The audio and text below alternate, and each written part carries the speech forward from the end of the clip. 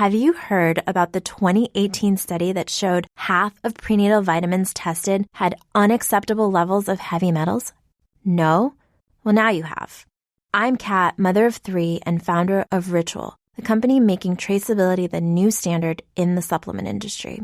I remember staring at my prenatal vitamins and finding all these things I was trying to avoid. High amounts of heavy metals, synthetic colorants, and unnecessary ingredients. So, at 4 months pregnant, I quit my job and started Ritual because I believe that all women deserve to know what they're putting in their bodies and why. I'm so proud of our prenatal vitamin. The ingredients are 100% traceable, it's third-party tested for microbes and heavy metals, and recently received the Purity Award from the Clean Label Project. You see, we trace like a mother because, let's be honest, no one cares quite like a mother. But don't just take my word for it. Trace for yourself with 25% off at ritual.com/prenatal.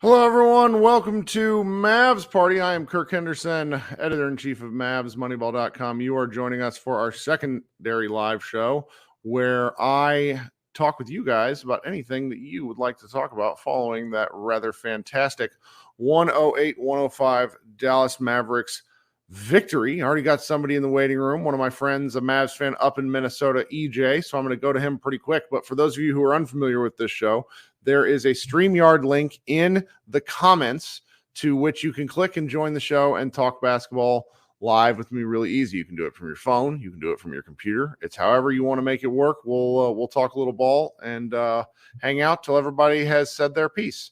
All right, coming up first is my friend EJ. What's going on, man? You're muted. Hey, I'm watching the first half because my wife missed it, and my goodness, Kyrie was ultra aggressive, and even like in the post game, and even like admitted just like being just flat out outran by a 32-year-old man. A guy 10 years as a senior is Ant even 22? Yeah, and you could tell the wheels. They just hadn't seen him do it, so they weren't prepared for it, and then they just never countered. Yeah.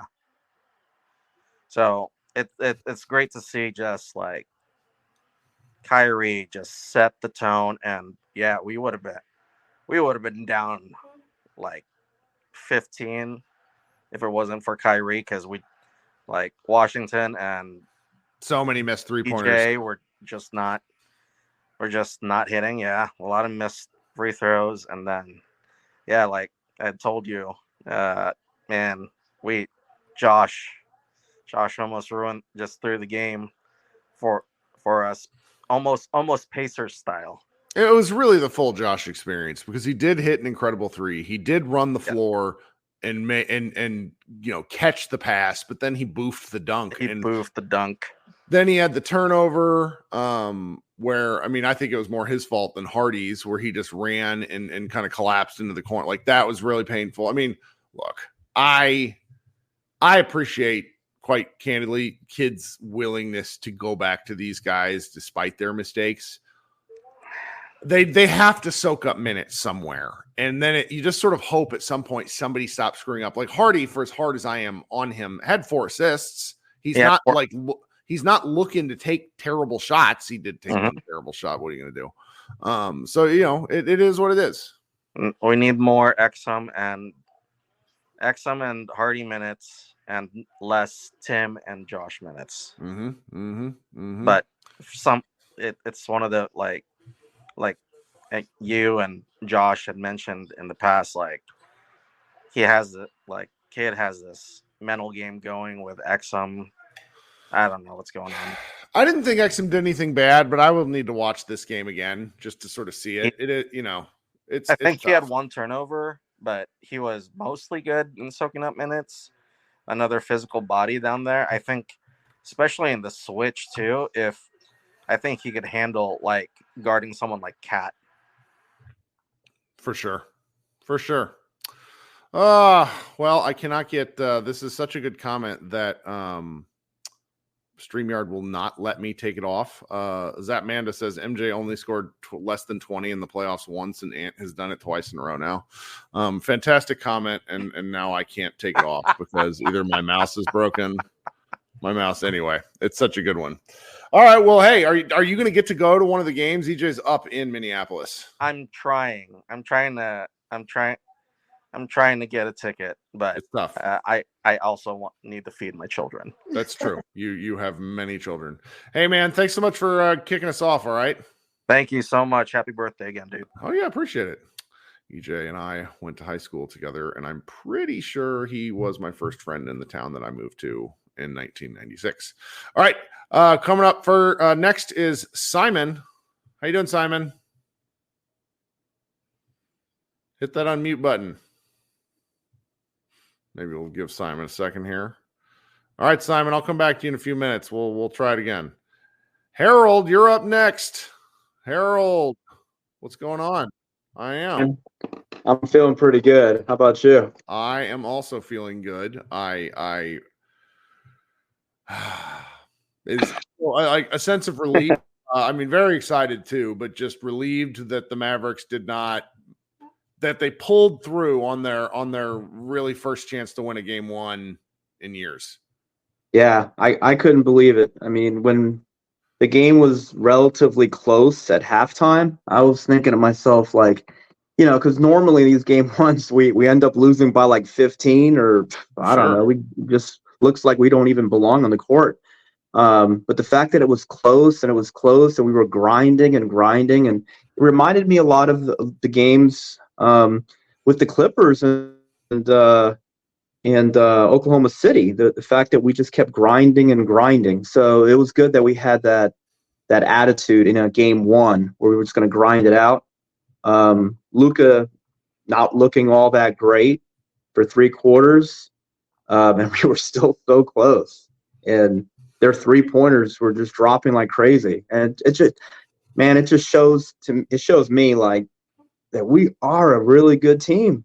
We really are. And damn it, I said it a few months ago, we just needed a couple pieces here, just one piece here. And here we are, and it is unbelievable the turnaround that we have had from a year ago. Think about where we were a year ago. Well, and even, starting earlier in the playoffs, I think that if there's one model I'm pretty sure Kid aims for, it's to be playing your best basketball late in the season, which is really hard to do given an 82-game season. Mavericks obviously made some trades. I think making trades is actually a pretty key part of the Mavericks identity always, just because you got to shake stuff up. The season is just too long. But not only that, the Mavericks, in my opinion, and I'm curious to hear your thoughts on this, I don't think they played their best basketball yet. No, I don't either. No, not at all. And that is really, really promising. It looks good. So, and I'm just hoping, I'm hoping Luka is not eating his cake and smoking his cigarettes for the next few weeks, and hope he loses a couple more pounds before the end of the playoffs. And imagine if we get Maxey back, maybe in a week and a half or so. I don't know, bro. I'm already having these dreams of looking ahead, and I'm allowed to say it, I guess. I'm looking ahead, man. Just thinking about the Celtics. Right there. Huh? It's right there. How could you not? When we were in this position 2 years ago, the Warriors just pantsed the Mavericks, and it felt hopeless. Yeah. This is different. Yeah. I don't know. Do you? I don't even know we should talk about the Celtics yet. So I don't think I will. Not yet. Okay, I won't. I will. But it'll be. Here's one interesting Celtics stat. In the playoffs, at least, they cannot guard the pick and roll to save their lives. So be thinking about that. So that's nice. And we all know Jason Tatum is not a clutch player, so that's another thing. But yeah, I am looking ahead to like next year. I'm really looking forward to like getting a top 2 seed. That can we finally do that? With the players that we have. Huh? Home court would be amazing. Oh, that would be so great, so great. And last thing I want to say is about Jason Kidd, because I've been really hard on him. Sure. I still think he's an average coach. Okay. But I do think that he knows what he's doing with defense. I think at this point, if you give him the players that he wants, which is what you said, then we can have a very good defense. Go ahead. My take is that he is a 16-game coach, not an 82-game coach. I don't know. When I see him still playing Tim Hardaway Jr., and there was I feel like he's going with a roulette wheel with the guys, though, because he's trying to find someone that can consistently eat those minutes. Hardaway, Hardy, Green, Exum, none of the 4 of them are doing anything to stand out, but we have to eat some minutes up. Yeah, but I mean, you've seen Hardaway do completely boneheaded things, boneheaded stuff. They're killing me. That spot is killing me. That spot of the rotation, I mean, passing it to the other team. I've seen him do this enough time, passing to the team, and then he gets the ball back, throws bricks up. I know Exum hasn't done much, but I would still rather play Exum because he's at least a better ball handler than Tim Hardaway Jr. How many times is Tim Hardaway Jr. going to dribble the ball off his leg? And this is in key moments where we're up by 8, and then you're just handing the ball to the other team. We can't do that. We just can't do that. I know. Well, I'm really glad they won, and I'm really glad you actually get to join us during a normal human hour, and we can all actually get some sleep tonight. Yeah, I am just over the moon happy. My kids were just, watching me losing my mind. I'm 49 years old, and I'm just thinking like, dude, when I'm like 79, I'm not gonna be able to handle this stuff. I'm probably gonna have a heart attack. So right. I don't know. But anyway, go Mavs. Have a good night, Harold. Thanks for joining us. You too, Kirk. Bye-bye. All right, later on. Let's see here. We're going to go back to Simon. Simon, you there this time? Can you hear me now, Kirk? There we are, looking good with that playoff beard. Yeah, I know. I don't want to have my cam on because I'm in my kitchen. I have my phone up on the prop charger, and there's a bright light behind me, so I don't want to distract your. Not a problem. Okay. Obviously, great win. I mean, very, very enjoyable. I want to lead off just kind of making a comment about the state of the NBA in general in this way, right? I mean, this isn't the NBA that you grew up watching and that I grew up watching, or even the NBA the mid-aughts, right? When you had the Cavs and the Warriors in the finals 4 years in a row. Sure. Or when we grew up watching it in the 90s, where you knew the Chicago Bulls were going to be there every year, and then it was the Lakers, and then it was the Spurs, and you had like kind of like these teams that you knew were going to be there every single year. Since the can you still hear me? Yes, yeah, you sound good. Okay. All right. Since the Cavs and the Warriors met in the finals 4 years in a row, right, in the mid-aughts, not only has there not been a back-to-back champion, there hasn't even been a team that's made the finals in consecutive years. So my point is that the NBA in its current form is a year-to-year league. It's not like, oh, well, you can think look at Denver. Like Denver won the title last year, and then I think Kevin O'Connor dropped an article for The Ringer today where he kind of highlighted the disconnect between the coaching staff and the front office, and the front office thought, oh well, we'd rather kind of hold hold our ammo, and try to develop our young players versus like sign a couple of veterans to replace Bruce Brown and Jeff Green.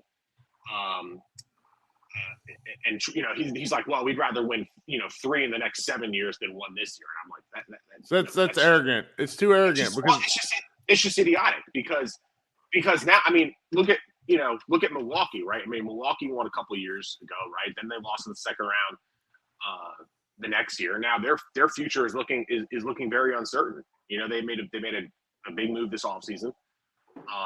It didn't pan out. I mean, obviously Giannis got hurt this year, but even before he got hurt, it wasn't looking great for them.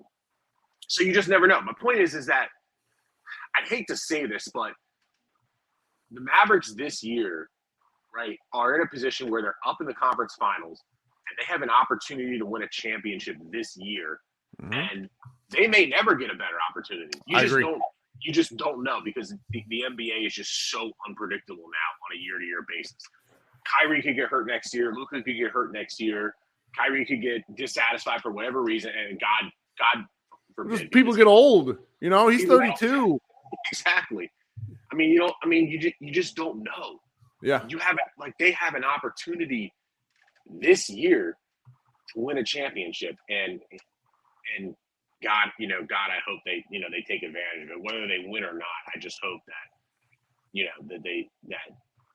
they don't win for some stupid reason. Okay, that's back to the game tonight. I want to ask you this.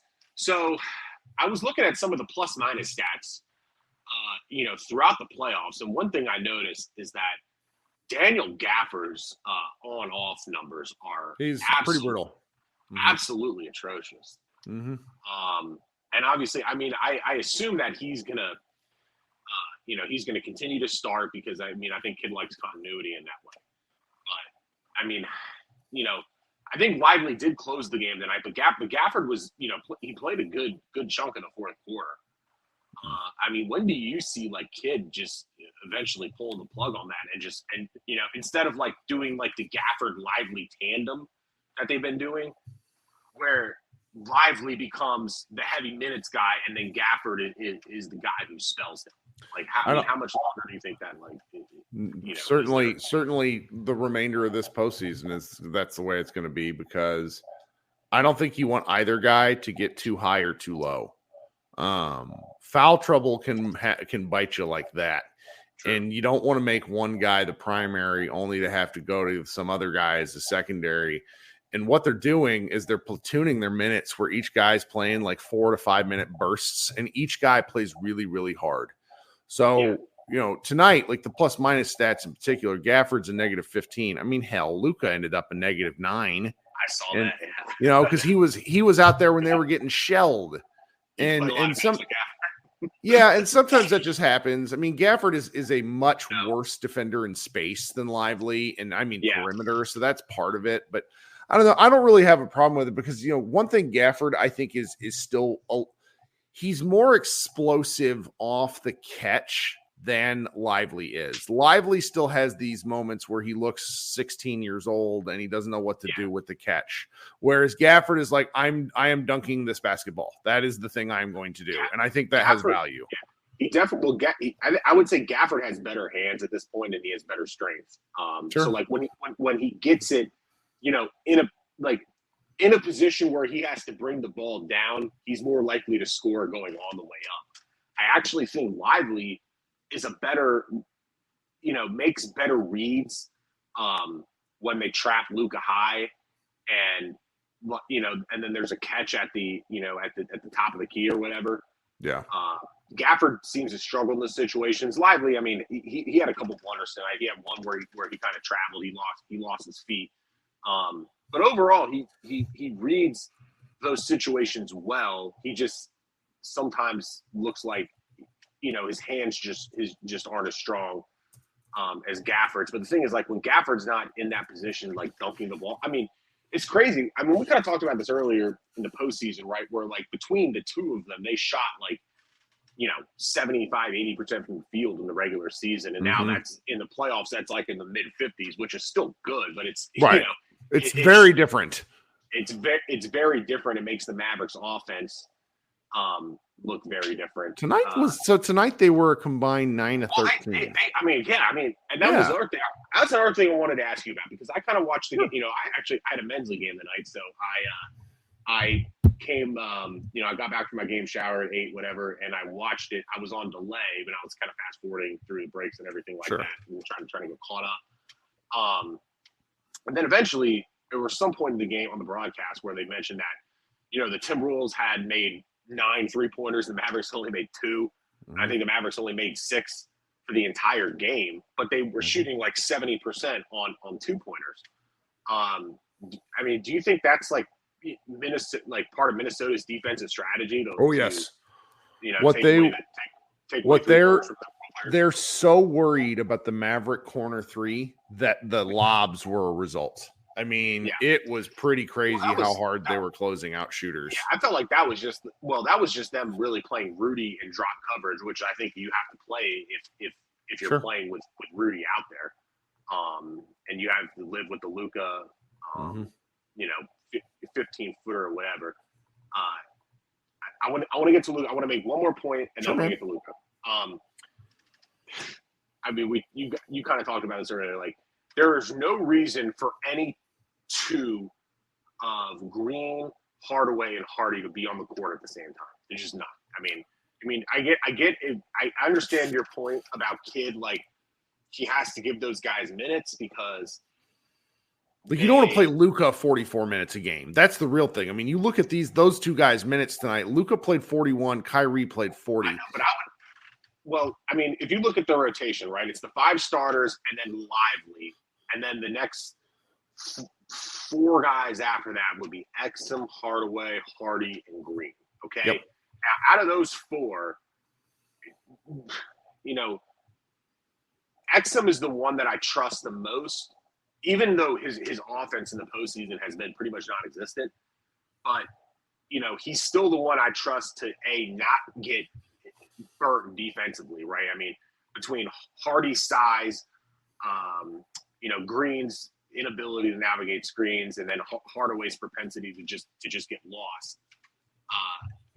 Exum's really the only one of those 4 that's not going to kill them defensively, and he's the most reliable ball handler. He hasn't looked at though that's where it's like, so Hardy actually played pretty dang good tonight. Hardy did play good tonight. I got to give him that. Yeah. And that's like 2 out of the last 3 games. Yeah. So maybe he kind of starts eating into those Exum minutes. But I mean, playing him and Hardaway together is him and Hardaway are the ones that freak me out. I mean, yeah. So he did. I mean, those minutes. Yeah. Yeah. No, I understand. All right. Now to the Luka aspect of it. Last time I think I talked to you was after Game 4 of the Thunder series, and I mean, obviously that was a horrendous game for Luka. I mean, he just was awful in every way. He didn't make shots. He turned the ball over. He pouted. It was just bad all around. Obviously, came back in Game 5, played much better. Stopped bitching. Same thing in Game 6. Very, still a lot of turnovers, but very efficient with the shooting. And then tonight, pretty so-so for 3 quarters. And then in the 4th quarter, he made those 3 baskets in succession, 2 mid-rangers and a 3. And that was a turning point, I think, both in the game and for Luka personally in terms of, like, his mentality. It just seemed like after that, his confidence in terms of, like, him being the player that he can be sort of started to come back. Like, he still did that thing tonight a lot where he gets past the guy, but he jumps back in, or he gets to the rim and he's unsure. He doesn't explode to the rim.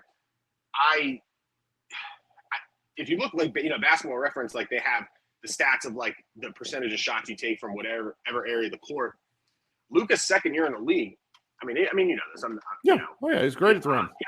He not only was he great finishing, but 26% of his shots were at the rim. This year in the regular season, it was 12%, and in the playoffs, it's 7%. So, I mean, his percentage when he does go there is still outstanding. The problem is he's just not getting enough. Timberwolves, I mean, obviously Anthony Edwards didn't play well tonight.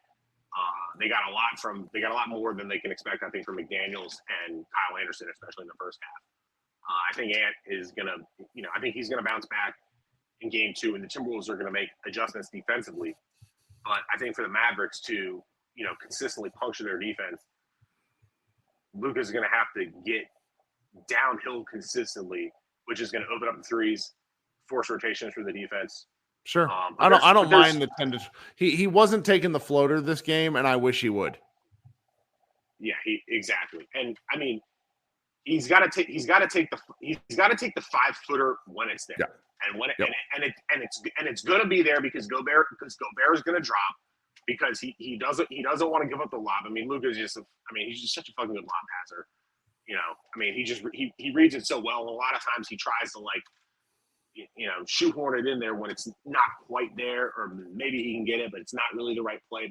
But that's, and you talked about this, right? And this is why we get so infuriated with the national media. We're like, oh, Luka wants to shoot, Luka wants his numbers, because his natural instinct is to pass, especially in that situation. But he's just got to be a little bit more decisive on that 5-footer. But dude, Mavericks, I mean, obviously, first game one, they've won under Jason Kidd. They can win this series, and they should win this series. Yep. And like I said, go back to my first thing I said, man. Like the NBA is a 1 year. It's a 1 year league now. It's kind of like the NFL in that way.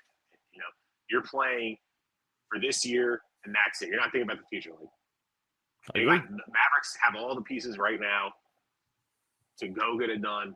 So, I mean, obviously we're gonna watch every game, and we're gonna be along for the ride and cross our fingers and just and hope for the best, man. But tonight was a lot of fun.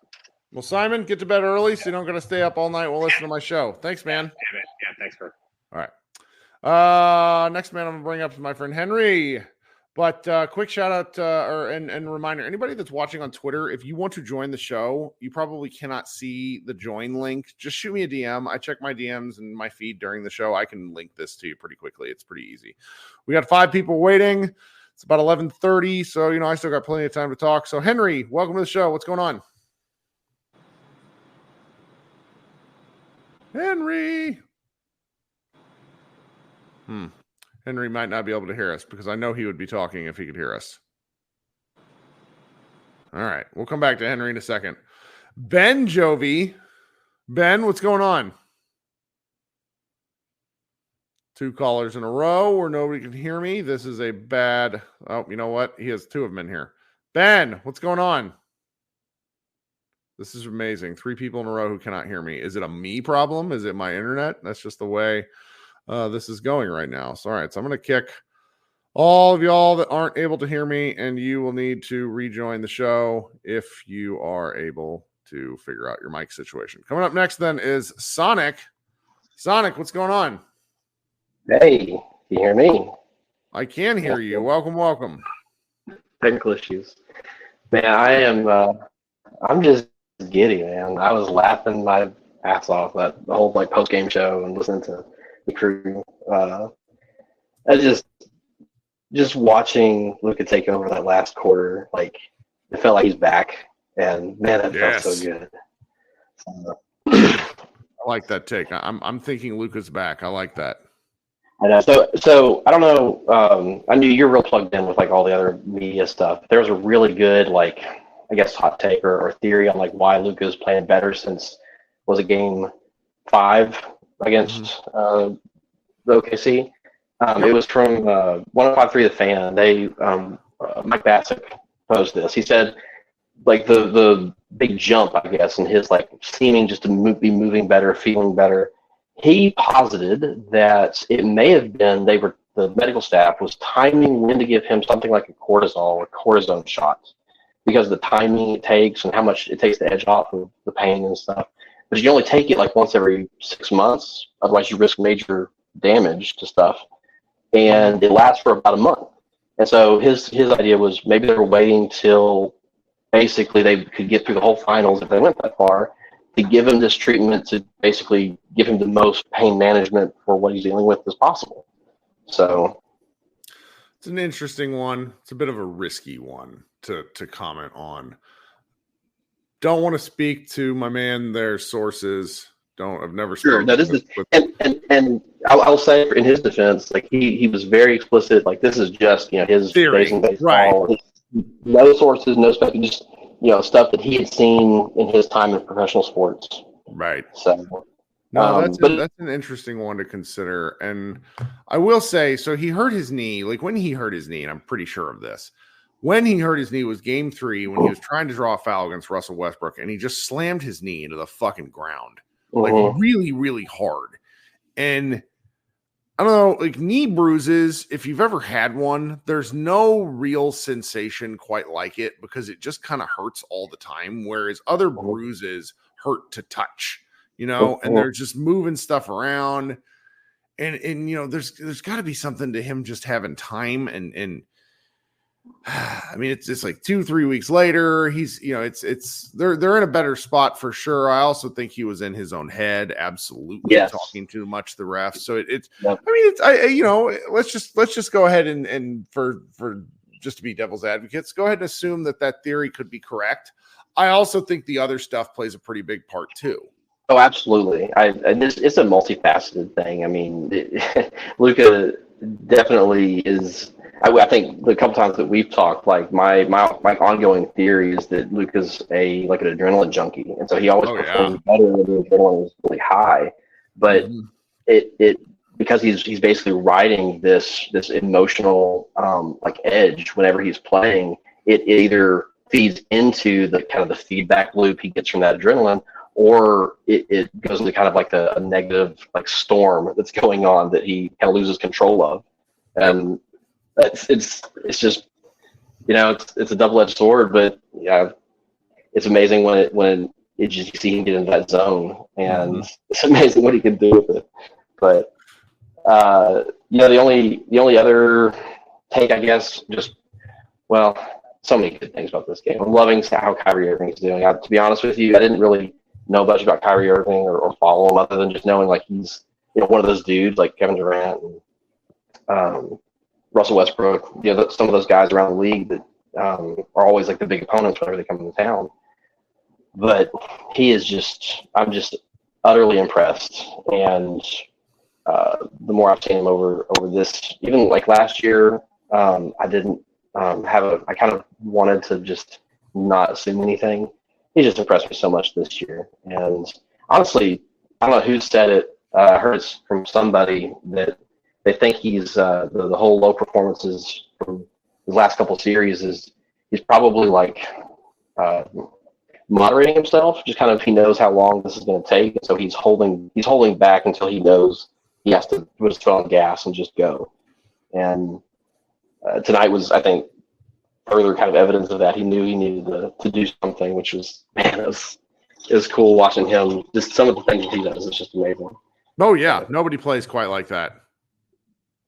Having him on, honestly, I would love to see him in his career here in Dallas. I feel pretty strongly that all the stuff that I've learned since he's come to the Mavs, it really feels like it's just a big culture problem, and this team, this kind of environment, is exactly what he needed, just to not feed into drama that probably still is going on in the background, but he has people, maybe people that it's all channeled through or channeled out, into people around him instead of into the media. Instead of making it a big thing, it's just they give him space to be him, and nobody else sees it. So, well, thank you so much for hanging out. Yeah, this is great, man. I'm just gushing. So, anyway, y'all have a great night. I can't wait. Hopefully, Mavs I'm going to say 6, just to be cautious. But I think y'all's take is probably. I'd love to see it Mavs in 5. It's nice and bold, right? It's the best part. Yes, it is. It really is. Thanks so much for hanging out. Talk soon. I want to answer a quick question. So Rennie in the comments asked, can someone explain why Luka's knee is bleeding? And I don't actually know the answer, but my theory is he has a floor burn that is so bad. And if any of you have ever had an old turf burn, modern turf is a lot better than it used to be. But when I was in high school, they basically had carpet over concrete. And if you ever, had skin bad enough to where you got turf burn, it simply wouldn't heal. And floor burns are also really awful that way, because it's not like a cut or something where the blood clots.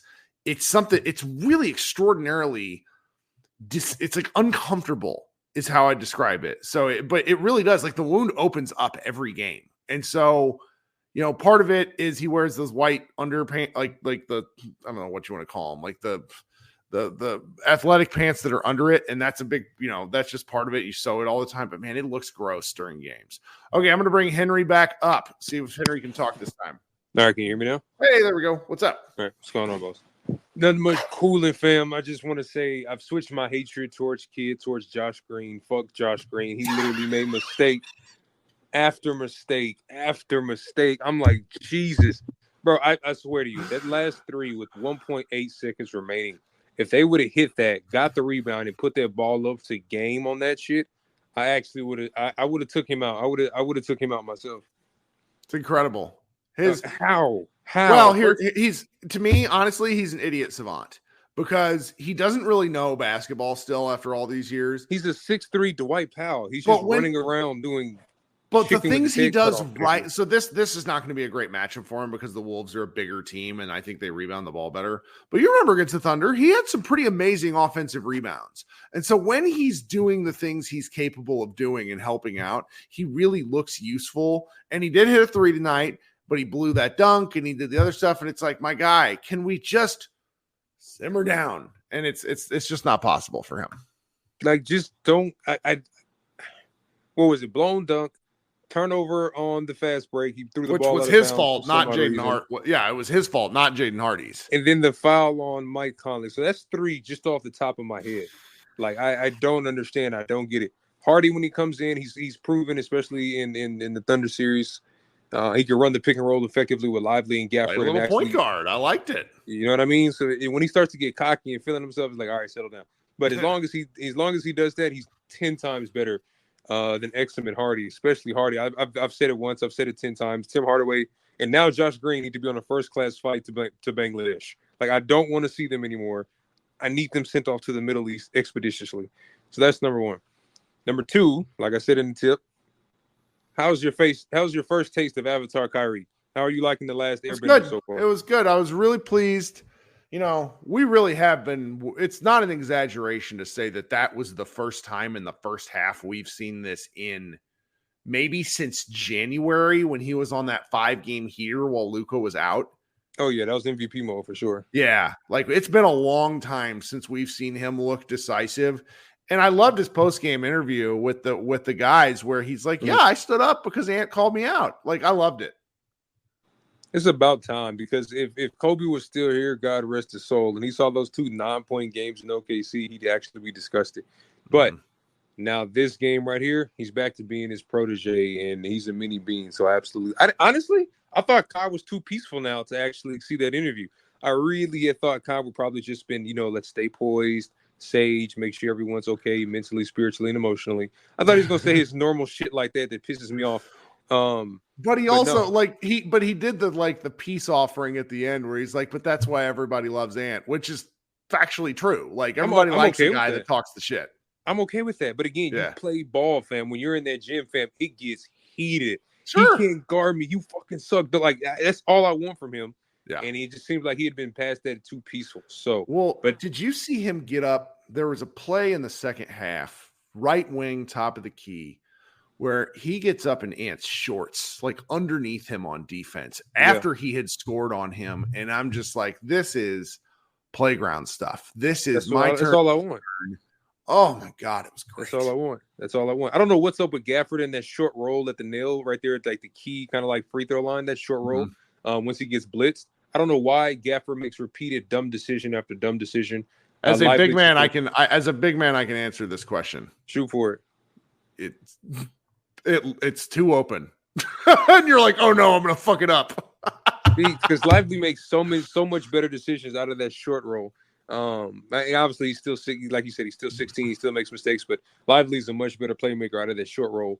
For some odd reason, Daniel Gafford just turns his brain off and just says me dunk, and he just literally he can't see anything else. I swear to God, he can't see to the left of him, to the right of him, nothing. All he sees is flight takeoff. Yep.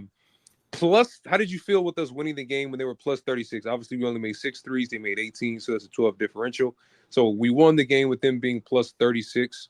A lot of people feel like that. I feel like that was the story. I know Ant didn't play well. That's a soul-snatching game. That's why I think the Mavericks are gentlemen sweeping this. I agree. I actually agree. That would have been not asinine before this series, but I agree. Like you look at the slow-mo and you look at the Jaden McDaniels, I don't have it in front of me, but if turned into fucking 16 Clay, ain't no goddamn way. Well, his home road splits are incredible. So the fact that they lost at home with him, where his last 3 games at home have been absolutely incandescent. Mm-hmm. And then they start out 0-1. Maybe they do win game 2, but then they go to Dallas And he's not going to, and if statistics hold, he's not going to shoot like that in Dallas. Hell no. In slow-mo, I don't think he scored double digits the whole fucking playoffs so far. So that was an absolute anomaly. So you're not going to get that again. Even if you swept, let's say it has this normal game like 34, 36 points, but if they don't show up and they do their normal stats, they still lose this game. So I feel pretty good about it. I definitely thought Kleba missing. I want to see more PJ at the 5. Small ball to try to pull Rudy Gobert now out, and then, sure. Yeah, just to pull him away from it, make him unplayable. And as soon as they take him off, then swap back in and put Gafford and Lively and just play a chess match with Finch and just see how that goes. I don't think I have any takeaways for what I want to see from game 2. What do you want to see for next game? Luka and Kyrie shot 25% from the 3-point line. And so I want to see both of them continue to push, because if the Mavericks are going to wall off the paint like this, that was really how Kyrie did so much of his early damage, is cross matches. Like, he made Jaden McDaniels, an all NBA defensive player, look like a high school kid on roller skates. Oh yeah. And that's because of the cross match stuff. You just can't guard the Mavericks out in traffic. Now, do you remember it was the start of the third quarter? I think it might've been the dunk that gave them their first lead, where they get like either a steal or a rebound, and all 5 guys touch the ball with no dribbling. It ended up with Derrick Jones on the other. Yeah. The Mavericks are capable of this kind of play, and Luka tends to slow it down just enough. I hope he continues to push, is what I would like to see. And past that, I really don't have any much to add. I mean, I think we're very close. You know, Luka and Kyrie combined for 63 points, and it was like a ho-hum 63 points, if we're honest. I still think these guys are capable of just blowing the Wolves off the floor. That's right. I mean, that was the basic like 3-0 basketball drill where you pass the ball and you run behind them, 3-man fast break with the ball doesn't touch the floor, you score together. Basic basketball drill. We've all known that from being a kid. What did you see from the Wolves aspect that you think that they can capitalize on from game 1 to win game 2? Or did you see anything or nothing maybe that the Wolves can do to try to win game 2? I didn't see anything, but Josh Bose suggested that 4-5 pick and roll more often, and then that was fucking annoying. Naz Reid scares me the most. Naz Reid actually scares me the most. He's a walking bucket. Cat needs to post up a little bit more, I think, and try to get PJ in foul trouble. But the thing with Cat, and I said this in the preview show, is I just don't take him seriously. Yeah. He's a cornball. Like, it's just certain guys. It's just like he shrugged in the first quarter, like he's Michael Jordan. Like, fuck out of here. Yeah, he's pretty lame.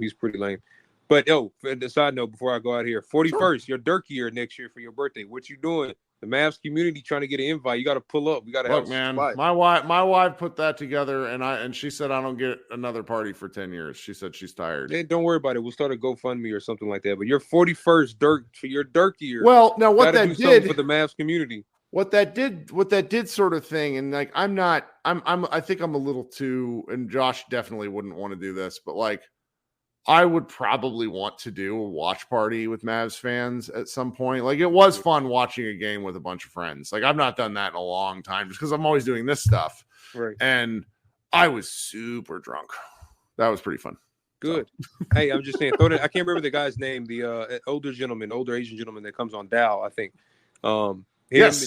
Just the Mav community that you built. Hey, I'm willing to make the trip from Houston up to Frisco. We can meet at the Star District, rent us out a spot, and do something huge for the 41st or some shit. We got to do something for your Dirk year.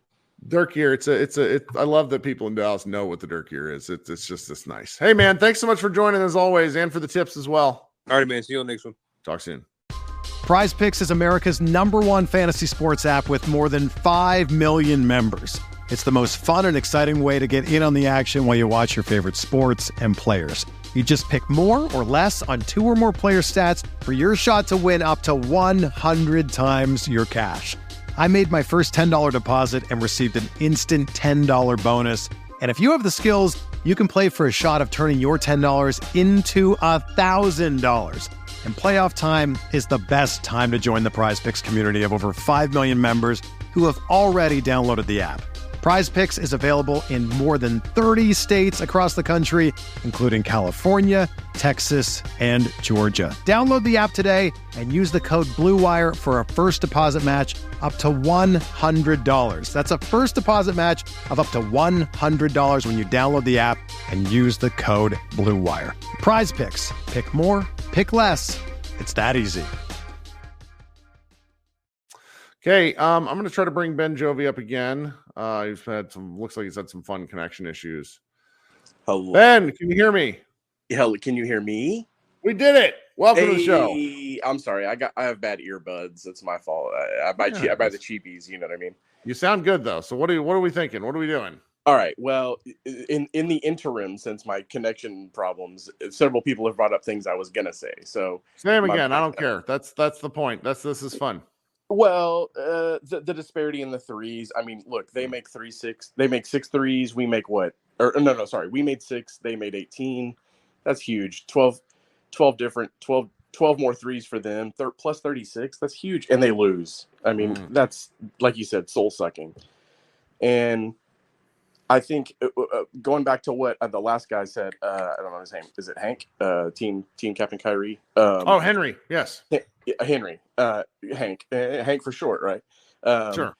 He, the thing about Kyrie and not scoring in those other series, I don't know if you watched the post game. I don't usually watch the post games, but Kyrie, obviously, sometimes he talks for 15 minutes. I did watch him up with the TNT guys, but I wasn't able to see the presser because Josh and I hop on this. Well, and I don't mean about this game, but after game, I think it was 5 of the Thunder series, he addressed it like point blank. He just said, hey, I know a lot of people are talking about they want me to score more. They want me to do more of this and that. He's like, look, when the time comes, I'm going to do that. He said it like matter of factly, like very point blank. And if anybody hadn't gone back and watched that, like go look at that post game. Like he's just like, look, I can do it. He made a point of like, I'm getting other guys involved. I'm trying to get Hardy and Exum and these guys to believe it. You know what I mean? That was his message, was like, I'm trying to get those guys to believe that in a long series, if we get to the finals, Hardaway might have to hit some threes. Hardy might need to, you know what I mean, to do these things. It's not like we can just assume that only our main guy, you know, we all know. Yep. It's the role players that make the difference. Like you said, like I'm scared to shit of Naz Reid, but tonight he was 3 of 6 from 3 and they lost, you know. Yep. Jaden McDaniels went nuts and they lost. So I don't know, man. I'm feeling pretty good about most of that. I don't really know what else to say, but besides that, because I think Kyrie's just going to have a different kind of series. I mean, tonight he looked really good. He was a little bit over 50% from the field. He was definitely looking for his shot early, and I just felt like that was, I don't know. We haven't ever won a game 1. You know, we can't overlook that. That's right. We haven't ever won a game 1. Well, we won in 2021 against the Clippers. Yeah, but I know what you mean. It feels like it's been forever. Yeah, I mean, just to grab hold of the series and to say, look, you know, and Ant is great. I expect him to still maybe have a 40-point game in this. You know, maybe. He shoots the 3 with such, like, that one that he made from like that 5 deep feet one behind the arc. Oh my god, that was insane. I mean, Ant Cat also had one. It's like, good God, guys, calm down. I just feel like we know, you know, those OKC, they were barking. Those guys were barking afterwards, you know, or whatever, doing that barking stuff. There's not a dog on that team. SGA is great. There's not a dog on that team. Like, he's not a dog yet because he can't go outside of his game for a couple of games to win a series like he needed to do, right? Yep. I mean, the team's not there. That's all it is. It's not, no shade. Like, I like OKC, and I like the Timberwolves too. But guess after Ant, who's a dog on Minnesota? It's great stuff. Who is? Nobody. So we got 2, and you know what? Couple times a series, it might be PJ, it might be Derrick Jones Jr. We know those guys have done it. So I feel good about it. Like I said, I haven't said it yet, but yeah, gentleman's sweep, Mavs in 5. I thought the same thing. I'm not, you know, this game 1 hasn't made me feel any different. Yeah, man, I think Cat, I love all the stuff you've been talking about Cat. Like, yeah, man, he's a goober. He just doesn't, He's not in the game. He's and I know, like, I've sort of followed his career since high school. He's just a bit of a doofus. He's so talented. I mean, it's been several years since he came out and said that thing about, like, I'm the best 7-foot shooter of all time. I can't wait. I cannot wait. Like Dirk needs to be on the sideline with a sign saying, I'm the best big man shooter of all time. Dirk just needs to go up with a box of Kleenexes when we fucking win this shit, you know? So yeah, I don't hate him, but at the end of the day, Anthony Edwards is the only player that not the only player, but at the role they're at, you know what I mean? Cat is not a number 2 guy. He's like Porzingis. Like, Porzingis wasn't the dude. He wasn't even number 2. He's okay. He's good as a 3, right? It's that kind of thing. Like, and it's between the ears. It's like, you might have all the talent in the world, but do you have it between the ears? And Gobert's got all the talent in the world, but he can be frustrated. He can be, when he makes mistakes, he can't forget about it on the next play. And he's too old for that shit. These guys have been around. That's right. So, my man, that's all I got to say. And also, like, it's just weird that, like, a 22-year-old guy's like the mature leader of the team. You know what I mean? It's like, I love him. He's got such exuberance. Like, the stuff about everyone's comparing, is he the next Kobe? Is he the next Jordan? It's like, Jordan was a sociopath. Kobe, nobody liked him on his own team. Like, what are we doing? Like, everybody likes Cat. Like, the Cat is great. Yeah, and I'm glad that Ant came out and just was like, forget the next Jordan stuff. That's really what for the last 25 years, the league's been looking for the next Jordan. They changed the rules to try to encourage the next Jordan. Sure. They let Dwayne Wade break the fucking record for free throws in the finals looking for the next Jordan. You know, they've been doing this, and everybody's like, where's the defense? Where's the defense? Well, apparently it seems like the league is interested in allowing the defense to happen. So, hey, let's do it. And it seems to be working in our favor based on the trades and based on the kind of ball that Kid likes to coach. And I think we're going to win it. I mean, Boston, I think whoever comes out of this series is beating Boston. That's all. Love it. All right, man. Y'all have a good night. Talk soon. Okay, coming up next. Actually, no, I got a question from the crowd I'm going to ask. 87 Zach says, Kirk, can you briefly speak about the Mavericks now, Jason Kidd and his coaching growth versus our last conference finals against the Warriors? I mean, number one, the Mavericks have better players. Like, Dwight Powell was our starting center with a lot of Maxi Kleber at 5. So that's going to really change the calculus. Number two, I think that I've said this all season, well, more or less since like March on. The Mavericks are now being allowed, like, they're not the only ones, but they're taking advantage of the rule change, and they just play smash mouth defense. So that's been really quite something. I also think the more versatile lineup has allowed Kid to try more things both on defense and on offense. So it's hard to ascertain growth when the Maverick, like, he seemed to squeeze blood from a stone in 2022. I mean, they got there and it was like, well, how are they going to get back? Here's the model, 2 good defenders and, rim running big. And they basically upgraded all of those positions to better rim running bigs, better defenders. And that's how we're here. So good question, Zach. Thank you so much. Mr. Green, how's your morning going? Very well, mate. As you can expect, I'm locked in with my green headband on after a game 1 win. That's what I'm talking about. Mate, I have to say the couple of concerns that I have, I don't know if anyone else seen it. The first half body language from Gafford, that's got me worried. Seems to have his head down a fair bit. I thought Luka was going to tell Kid once, if I'm on the floor, make sure Lively's with me and keep Gafford fucking nailed to the bench. He seems to put his head down a lot, especially when he hits the deck. He's not jumping up. He's looking away. Did you see when Luka was trying to get him to get a screen at the end of the half? Yeah, the first quarter. Yeah. He's fucking looking at the bench, man. Yeah. That's what Luka was yelling at him about. That's a wake-up call, man. I'm really concerned in regards to him. I mean, look, he came out in the third quarter and scored 3 straight buckets. Yeah. So, the sort of buckets that he scored is all he should be doing. The short roll stuff, I reckon we just stop it. Just and maybe put PJ there. Yeah. Yeah. PJ's just a much better decision maker and a lot more Arsenal. I mean, dribbling it off his fucking leg on one bounce. I hated that one. Yeah, that was bad. That was rough, man. Really, really rough. But love the Hardy minutes tonight. I completely agree with what you said, Kirk. It really is the roulette wheel, mate. You know, Jason Kidd's just spinning it, going, look, I need 16 minutes out of these four guys.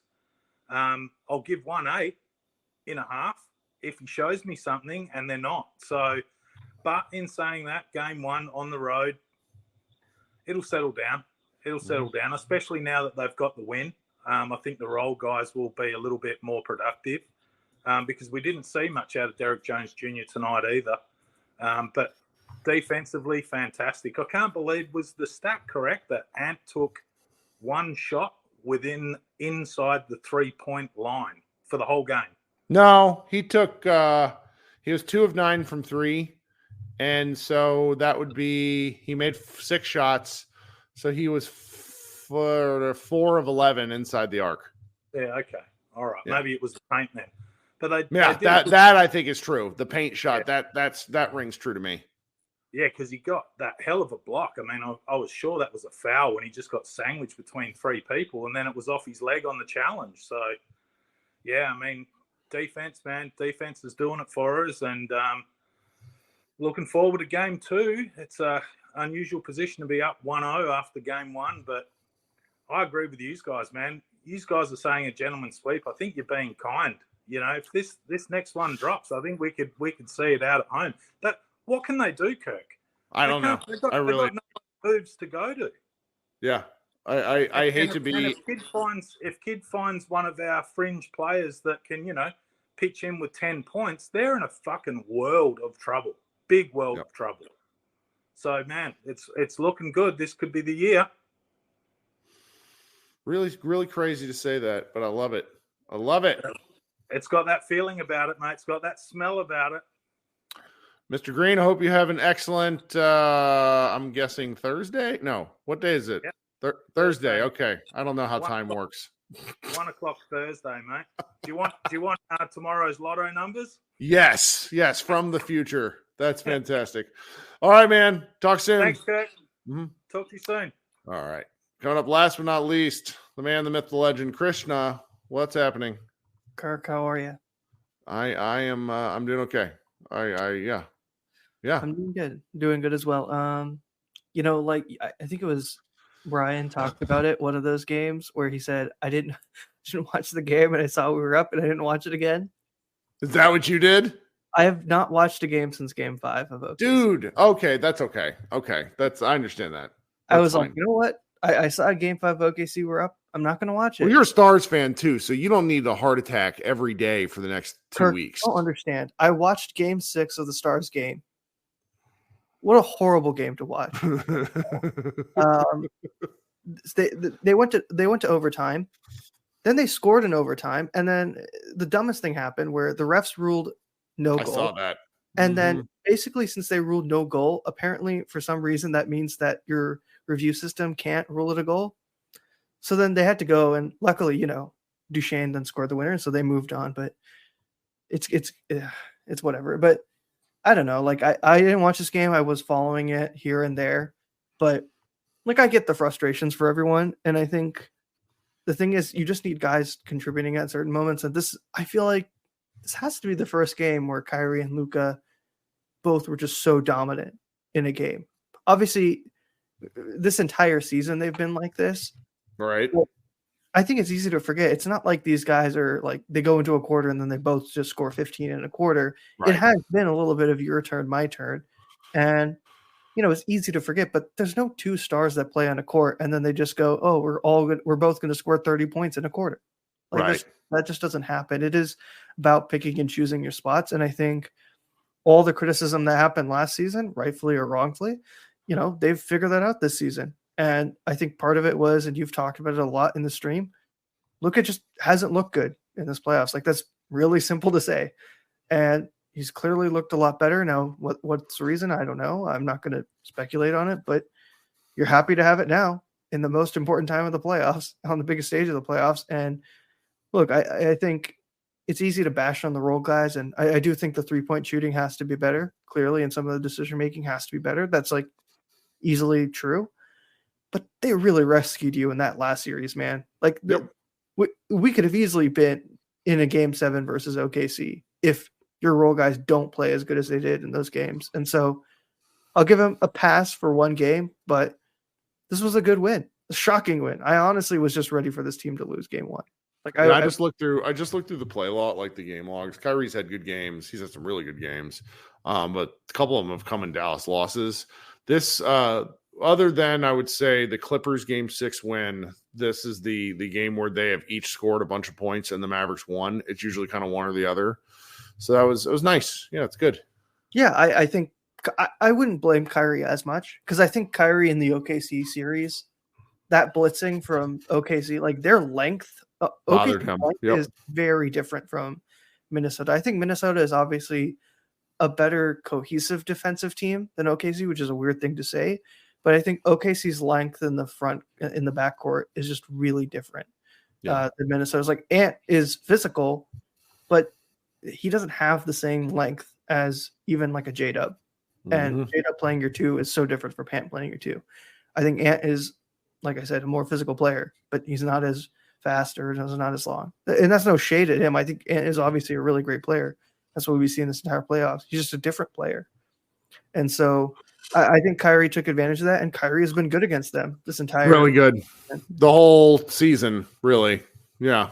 I think my only concern is, and I think it's not that much of a concern. I think the positive thing, that the thing we've seen this entire playoffs, is these guys are locked in mentally. Like they're not taking it lightly.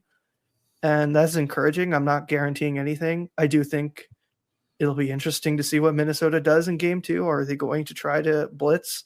Are they going to try to play up? Because they've played drop this entire playoffs. They're going to continue to play drop. If you they have do, to with Rudy. You just have to. It'll be tough. I think they'll adjust. I think Rudy will probably play better. Like we saw Rudy really take away the Aaron Gordon Jokic lobs in that Denver series. Mm-hmm. I don't know. This feels a little bit different. Like it feels like even if you take that lob, you might be giving away the threes in the corner, which is something that I don't know if Jokic is necessarily always doing that. I mean, I don't watch enough of Denver to say he is or isn't, so I won't say he doesn't, but that's a different wrinkle to the pick and roll with this Mavericks team. And so I'm excited. Like it's always a chess match, right? Like you go one step and they go one step. And so it'll be interesting. Few things, obviously give credit to Hardy. He's improved a lot. I think one of the things that's kind of like kept him in the series over, unfortunately, XM is like fearlessness, which is something that I don't think we often like think about, but sometimes you do just have to like play with your head screwed loose. Like you have to play with a reckless confidence, and yes, you're going to make mistakes, but like the thing that I've always felt is positive about all the young guys on this Dallas team is they've all shown some signs of improvement.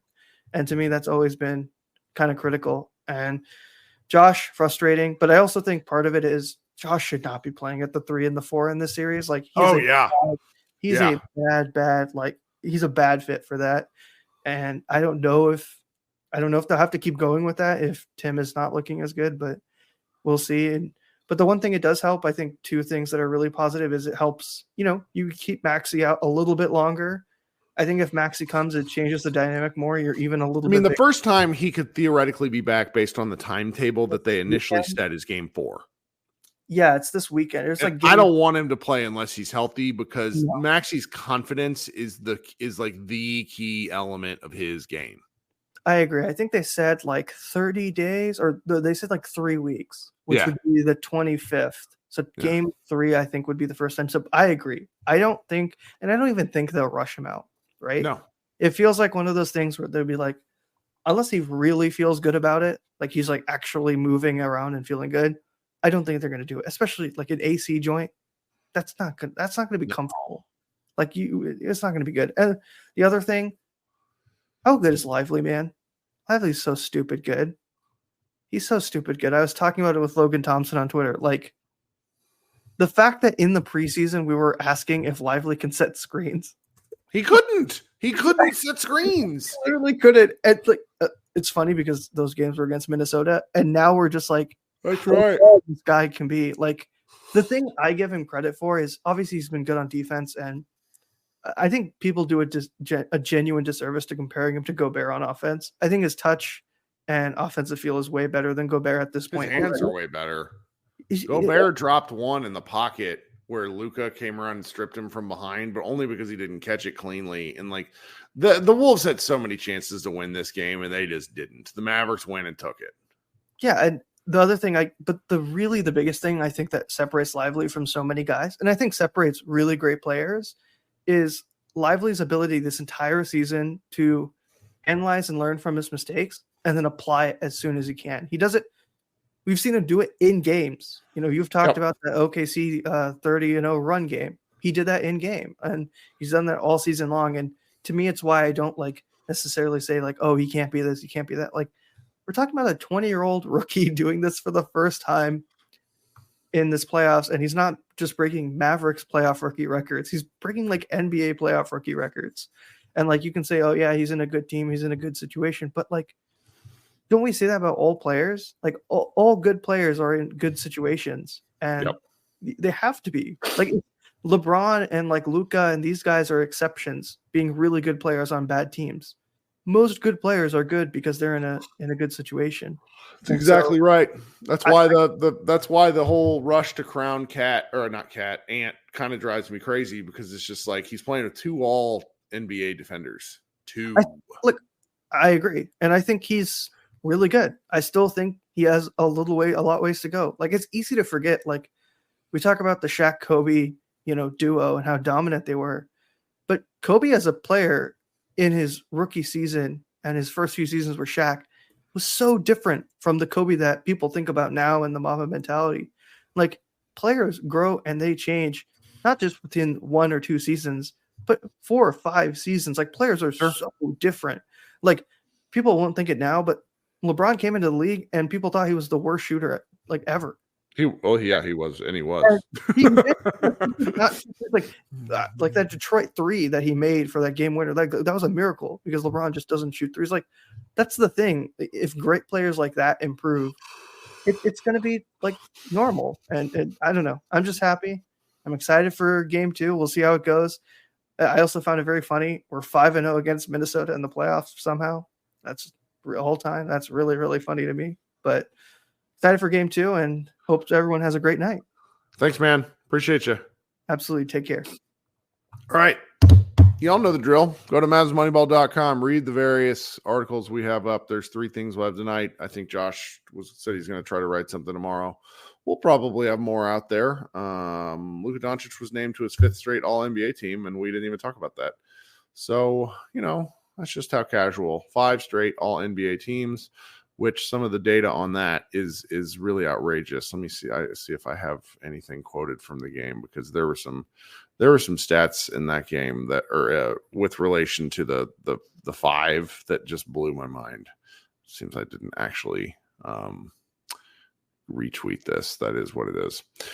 All right, guys. I've had a lot of fun. Thank you so much for spending time with me and Mavs Moneyball. At Pod Maverick. We will be back on Friday, probably the exact same time, because these games all start at the same time. Everyone be good. Have a wonderful rest of your week, and go Mavs.